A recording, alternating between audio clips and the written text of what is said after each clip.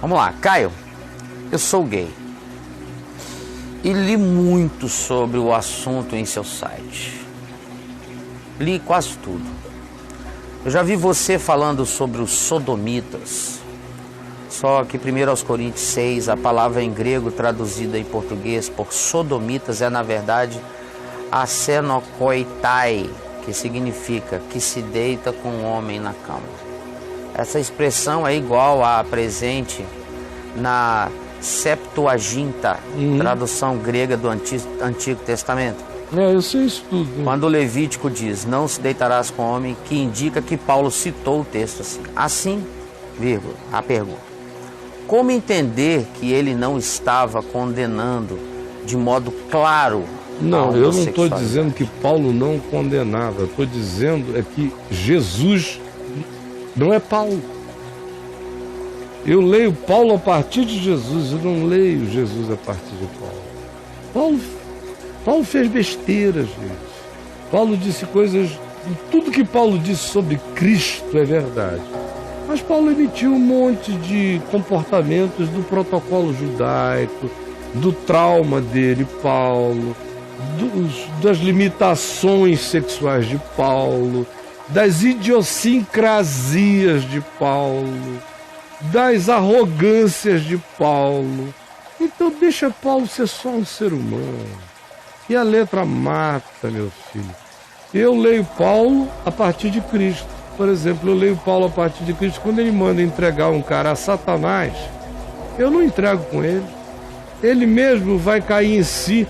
E em 2 Coríntios ele conserta aquilo que fez. Só desculpa, mandei mal, exagerei, menos. Não é assim não. Quanta revisão de vida ele fez e vocês não sabem fazer a diferença. Entra lá no meu portal. Tem um link lá chamado A Mente de Paulo. Leia A Mente de Paulo, meu filho. Aí tem muita coisa que Paulo, olha, A Mente de Paulo. 586, A Mente de Paulo. Está no menu, na tarjinha azul, ali em textos. Leia. Olha lá. Agora, Paulo, o que Paulo fala sobre Cristo, para mim, é tudo irretocável. Agora, quando ele fala sobre comportamento, como é que tem que ser, como é que não tem que ser, é o tal de um texto meu que tem lá, que você tem que procurar, chamado Princípios Absolutos e Aplicativos Relativos. Circunstanciais. Circunstanciais? Aplicativos circunstanciais. Escreve aí, aplicativos circunstanciais, Gabriel. Que é para o cara saber a diferença, fazer a diferença entre o que Paulo diz que é um absoluto em Cristo e o que Paulo diz que é uma acomodação circunstancial. 44 aplicativos. Não, mas eu queria que aparecesse para todo mundo ver. É simples, é só, como é que é o nome? Aplicativos circunstanciais. Só escrever 2 palavras já vai aparecer. Aplicativos circunstanciais. Deu Aí 18. já foi para o que você disse sobre ordenação de mulheres. Distraiu, tem o texto preciso, Braulio. Vê se você acha aí qual é. Princípios Paulo, imutáveis e aplicativos circunstanciais. Esse aí, abaixo do vídeo. Aí, ó. É esse texto. Não é esse aí? É. Então vá lá e leia. Princípios imutáveis e aplicativos circunstanciais.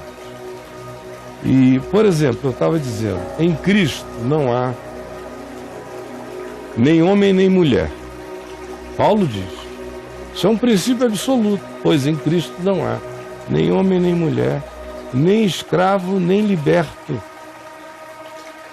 nem judeu nem grego, nem bárbaro nem cita, nem qualquer outra etnia. Nada é mais relevante. Na cruz tudo isso acabou. Em Cristo isto é para não existir.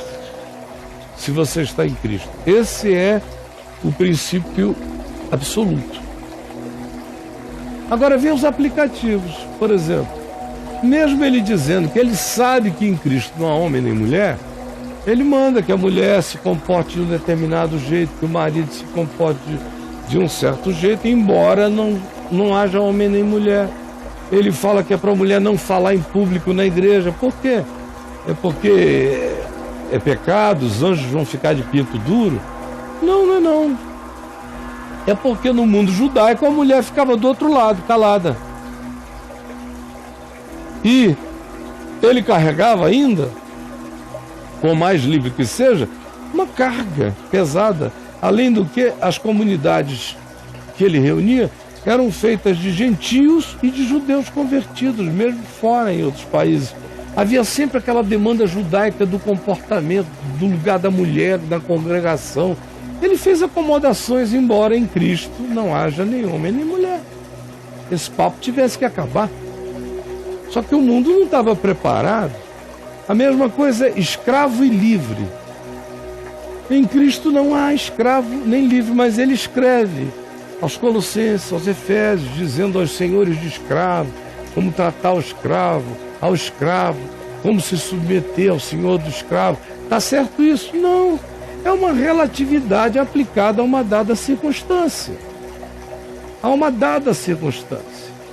Agora, o sodomita, que é aquele que pratica o coito homem com homem, tem todo tipo de gente praticando coito homem com homem. Você acredita mesmo, de todo o seu coração, que na presença do Deus do universo, o cara é colocado no inferno porque ele botou o pinto dele na bunda de um outro homem? Um homem que gosta dele, que ele gosta do homem, e vice-versa. Você acha mesmo, na presença do Eterno, diante do que o Evangelho é em Cristo, ou a gente está lidando com aquelas recomendações que tem a ver com não permitir que determinadas coisas descambem num ambiente tão imaturo, tão infantil, onde as pessoas estão longe ainda de aprenderem o significado das coisas e precisam dessas brutalidades descritivas, porque estão longe de qualquer que seja a percepção do sentido das coisas, se habituaram ao mundo cão.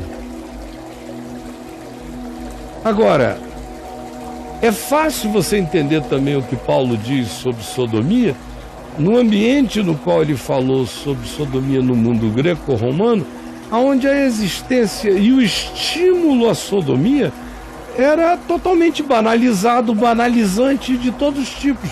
Os professores tinham direito de botar na bunda dos alunos, ou de pedir para um aluno maior pegar a bunda dele. Fazia parte da educação. A gente está discutindo aqui esse negócio de museu que mostra putaria. Lá no mundo greco-romano fazia parte do pacote a pedofilia. É um museuzinho deles da época. Era como a relação entre o professor e o aluno se dava. Era um internato de intensidade de ensino. E isso ia desde o ensino a qualquer outra coisa na vida. A nossa palavra fornicação vem de fornos, daqueles arcos para proteger a estrutura, que era onde a mulher se encostava, levantava a saia e o cara mandava ver em pé. Forno. É. Ou um homem baixava a calça e o outro mandava ver. Então, cuidado com a fornicação, que era o que acontecia ali de maneira banal e abjeta, totalmente objetica só, e promíscua. Então, o que eu posso te dizer é o seguinte, meu filho, se você é um cara que se agarra a essa descrição contra você, então eu te aconselho, mesmo sendo gay, não fazer mais nada. Agora, não venha pedir de mim uma explicação, uma vaselina para você deixar entrar melhor. Porque o que eu tenho a dizer eu já disse, é como eu creio, é como eu me comporto, é como eu ensino. O espírito do que eu creio, que é o espírito de Cristo, se baseia fundamentalmente no fato de que tinha gay para todo lado à volta de Jesus. Aqueles soldados romanos, não tinha ninguém ali praticamente que não fizesse um troca-troca. Fazia parte da cultura do exército romano. Dias fora, nem sempre eles tinham acesso às mulheres. Os próprios generais tinham o hábito de chamar um soldado para dar uma pegada nele. O centurião. E se sentar-lhe o leão. E vice-versa. Havia essas coisas todas. Jesus chamou esse assunto, perguntou por isso. Não entrou nessa vibe. Entrou. Em momento algum. É porque não havia? Não havia. Assim como ele também não puxou o assunto das prostitutas. Foram os religiosos que puxaram. Eles é que pautaram essa questão. E como é que Jesus tratou essa questão?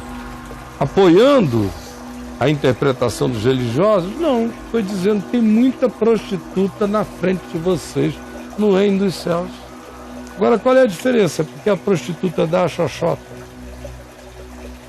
E o outro cara, por amor, se entrega de maneira anal, aí o Deus do universo não sabe fazer a diferença entre o que seja sincero e o que seja banal? Ou isso tem essa importância toda de modo que seja o lugar do indivíduo o inferno só porque ele aceita que 12 centímetros de músculo penetrem na bunda dele?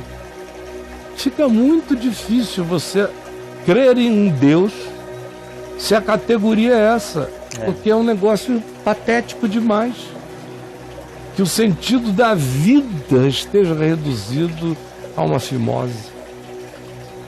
Então, meu filho, eu não sei o que você tem para me perguntar, eu só não tenho mais nada para te dar. Ele escreve mais coisas aqui, mas tudo desse mesmo... Só mais duas frases dele, Caio. Caio, os eunucos de que Jesus falou não são as pessoas que renunciam à vida sexual para servir a Deus, independente de ser homossexual ou não? Filho, você já não... Também. O próprio Paulo não seria um eunuco? Também. Jesus. Ou até mesmo Jesus? Está tudo escrito aí. Você disse que já leu tudo ou quase tudo. Não leu, não. Vai lá.